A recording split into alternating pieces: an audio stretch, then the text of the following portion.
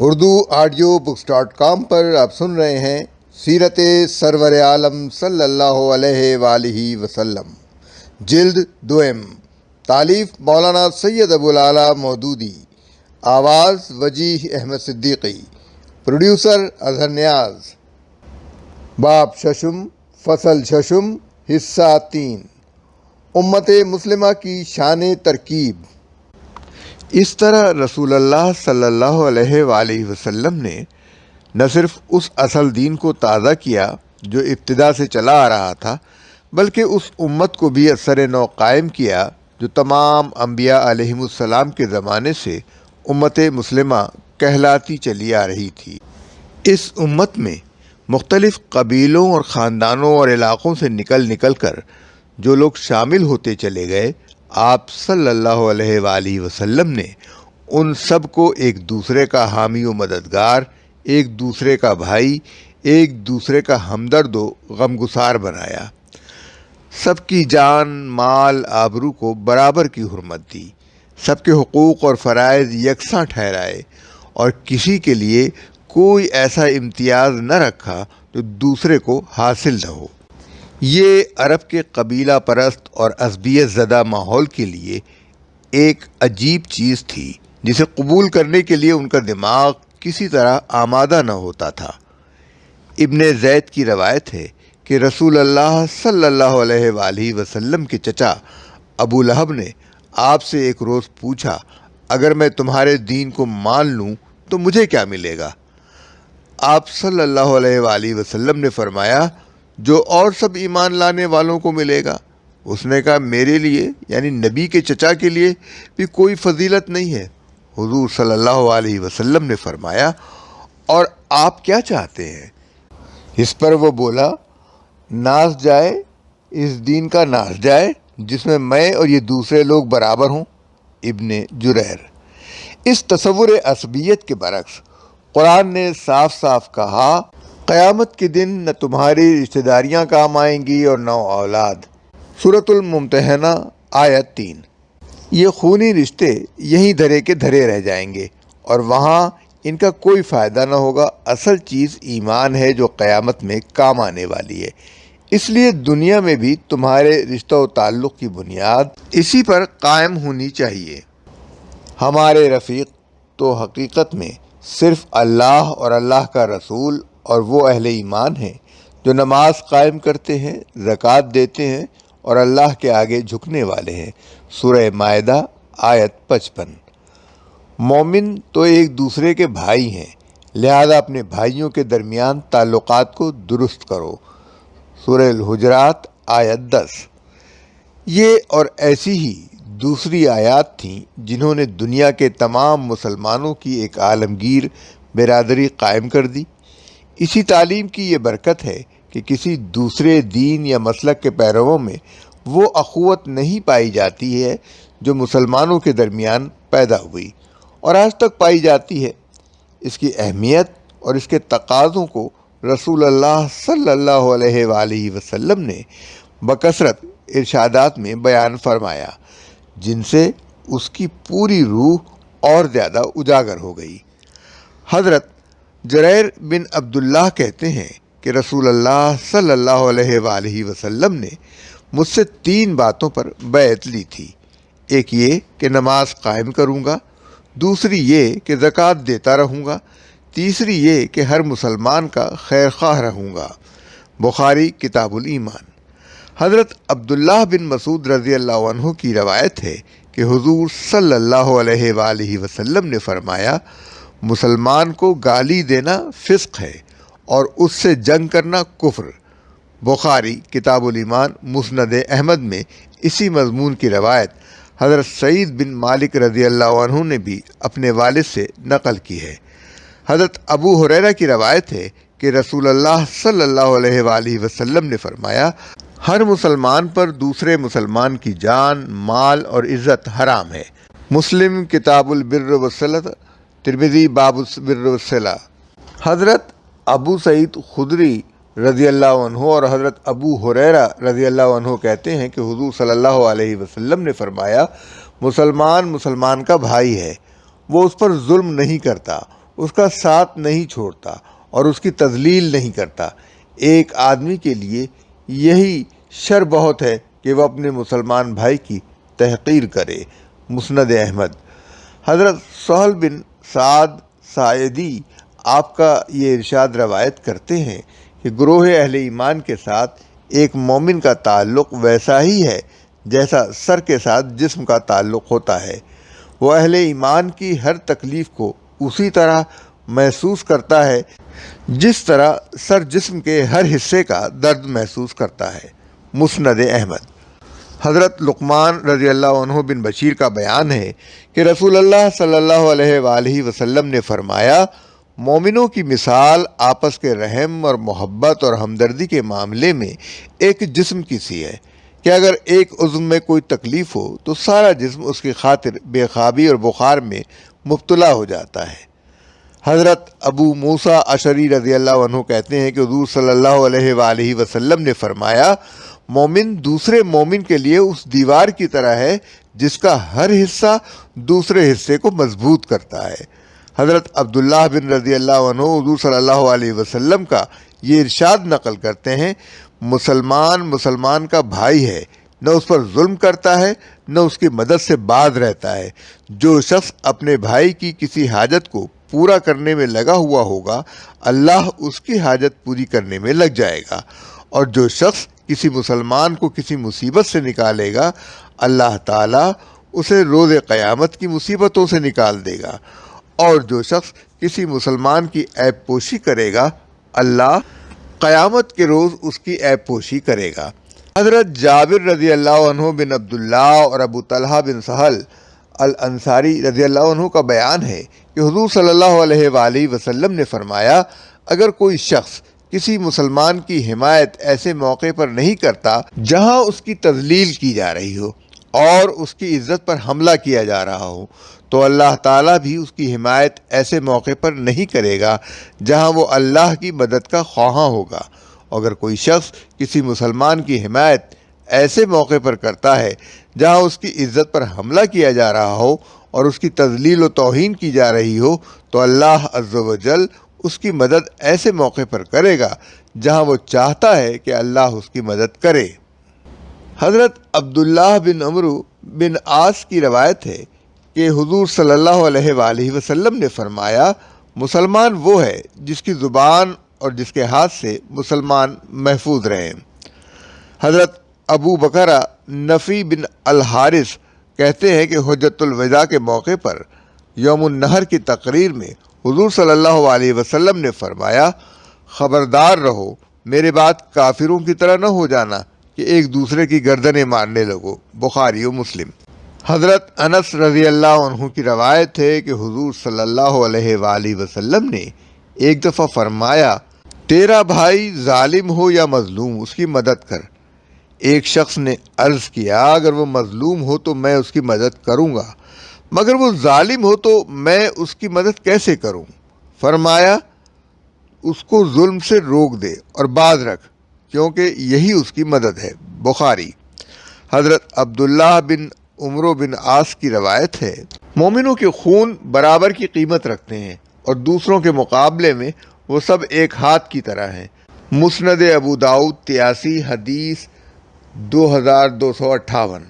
حضرت انس رضی اللہ عنہ بن مالک حضور صلی اللہ علیہ وآلہ وسلم کا یہ قول نقل کرتے ہیں، مجھے حکم دیا گیا ہے کہ میں لوگوں سے لڑوں یہاں تک کہ وہ اس بات کی شہادت دیں کہ اللہ کے سوا کوئی الہ نہیں اور محمد اللہ کا رسول ہے۔ پھر جب وہ یہ شہادت دے دیں اور ہمارے قبلے کی طرف رخ کریں اور ہمارا ذبیحہ کھائیں اور ہماری طرح نماز پڑھیں، تو ان کے خون اور ان کے مال ہم پر حرام ہیں، سوائے اس کے کہ کوئی حق ان پر آتا ہو۔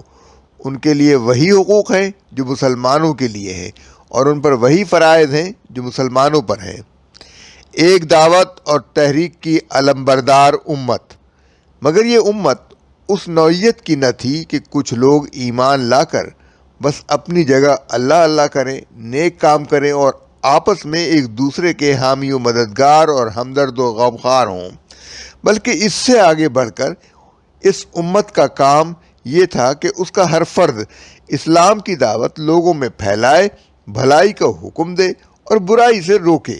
یہ پوری امت تمام قوموں اور قبیلوں میں چھانٹ کر اسی لیے نکالی گئی ہے کہ یہ خلق خدا کی اصلاح کرے، تمام قوموں سے اس کا تعلق حق اور انصاف کا تعلق ہو اور ناحق اور بے انصافی کا تعلق کسی سے نہ ہو۔ اگر معاملہ صرف پہلی صورت تک محدود ہوتا تو قریش اور مشرکین عرب کسی نہ کسی حد تک اسے برداشت کرنے کے لیے تیار ہو سکتے تھے، مگر یہ دوسری صورت ایسی تھی جس میں وہ دیکھ رہے تھے کہ یہ امت بڑھنے اور پھیلنے کا رجحان ہی نہیں رکھتی، بلکہ فرداً فرداً اس کا ہر شخص اور اجتماعی طور پر یہ پوری جماعت اپنی تحریک کو پھیلانے میں سرگرم ہے، اور اس سے اس کے اندیشے حد برداشت سے بڑھ گئے، کیونکہ وہ دیکھ رہے تھے کہ روز ٹوٹ ٹوٹ کر ان کے آدمی اس نئی جماعت میں شامل ہوتے جا رہے ہیں، اور اس شخص کی بات سے اچھی بات اور کس کی ہوگی جس نے اللہ کی طرف بلایا اور نیک عمل کیا اور کہا میں مسلمان ہوں۔ سورہ حامیم سجدہ آیت 33۔ اس سے پہلے آیات 30 تا 32 میں مسلمانوں کو بتایا گیا تھا کہ اللہ کی بندگی پر ثابت قدم ہو جانا اور اس راستے کو اختیار کر لینے کے بعد پھر اس سے منحرف نہ ہونا بجائے خود وہ بنیادی نیکی ہے جو آدمی کو فرشتوں کا دوست اور جنت کا مستحق بناتی ہے۔ اس کے بعد اس آیت میں ان کو بتایا گیا کہ آگے کا درجہ جس سے زیادہ بلند کوئی درجہ انسان کے لیے نہیں ہے، یہ ہے کہ تم خود نیک عمل کرو اور دوسروں کو اللہ کی بندگی کی طرف بلاؤ، اور شدید مخالفت کے ماحول میں بھی جہاں اسلام کا اعلان و اظہار کرنا اپنے اوپر مصیبتوں کو دعوت دینا ہے، ڈٹ کر کہو کہ میں مسلمان ہوں۔ اس ارشاد کی پوری اہمیت سمجھنے کے لیے اس ماحول کو نگاہ میں رکھنا ضروری ہے جس میں یہ بات فرمائی گئی تھی۔